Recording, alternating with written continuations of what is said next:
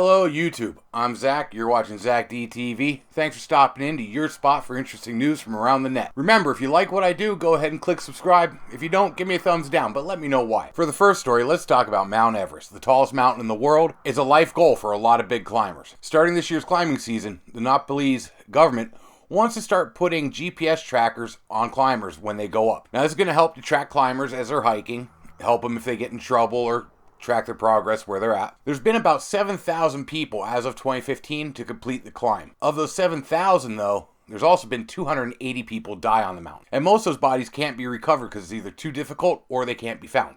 So this will help with that a little bit. But it's also designed to keep people from faking it.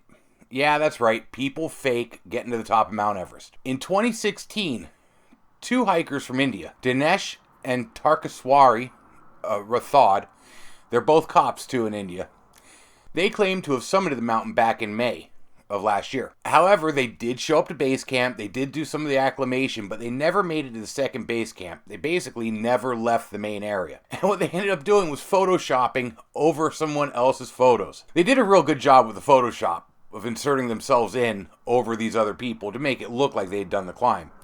So well, in fact, that Nepal gave them the certificate that you receive for summiting Mount Everest. Now that it's been exposed as a fake, though, these people are banned for 10 years from climbing anywhere in Nepal. They did go home to India, and the Indian police say they've disappeared without a trace. They can't find these people. Pretty embarrassing stuff, if you ask me. But I'll tell you what, that tells you how good Photoshop is now. They're able to fool the committee that gives out those certificates. Next thing I want to talk about is something I just thought was cool. Geologists have found what they think is an original piece of the Earth's crust.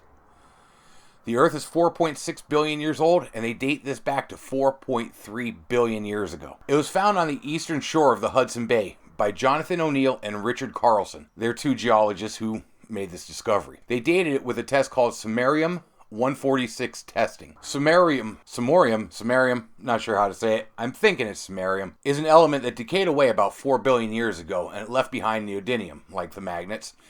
And depending on the composition of the neodymium in the rock is how they use this test to figure out how old it is. This test is the most precise of its kind, but it's only been in use for about 10 years, so there still might be some errors in it, but they're pretty darn certain. The rock that this was found in is 2.7 billion years old, and this chunk, like I said before, is 4.3 billion years old. So what this tells the researchers is it got caught up in like a cocoon of the surrounding rock and went through 1.6 billion years under the Earth's crust, being pushed around the mantle until it was pushed back out to the top. It's amazing to think that this rock survived in those pressures and heat that long. Well, the world's an amazing spot, isn't it? For my next story, I gotta tell you all about this guy from Los Angeles. He's 44 years old. His name is Dave Gonzales, and it sounds like he just got sick of paying for dinners. This guy has been meeting women through Bumblebee, Tinder, different dating apps, getting them to go out on dates. He'll take them out to a fancy restaurant, really do the whole thing up. Order big meals, make sure it's all expensive,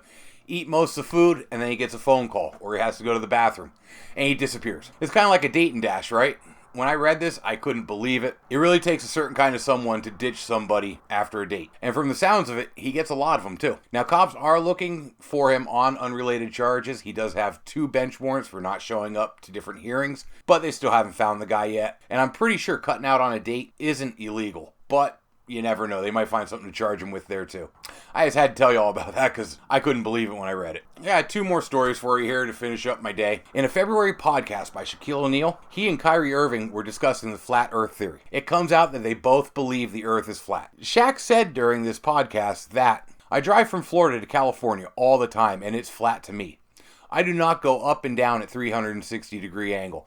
You mean to tell me China is under us? It's not. The world is flat." He's not the only one to think the world is flat. Other celebrities do too. They're not known for being the smartest people, but like Tila Tequila believes this, and rapper B.O.B. even wrote a diss track to Neil deGrasse Tyson about the world being flat. Like I said, money doesn't make you smart. Finally, I want to talk to you about David Bowie getting his own stamps. Royal Mail, on the other side of the pond, has decided to release a 10-stamp set of David Bowie. For 6 of them, they're going to use covers from Hunky Dory, Aladdin Sane, Heroes, Let's Dance, Earthling, and Star. The other 4 are shots from him at various tours. The promotion for this, he even put images of these on the sides of weather balloons, sent them into space, and let them fall back to the ground. So that way they could be the stamps that fell to Earth. Kind of like his movie, The man who fell to Earth. I found that amusing, and I'm glad he's getting some recognition. Well, thanks for stopping in, and that's going to wrap it up for me today.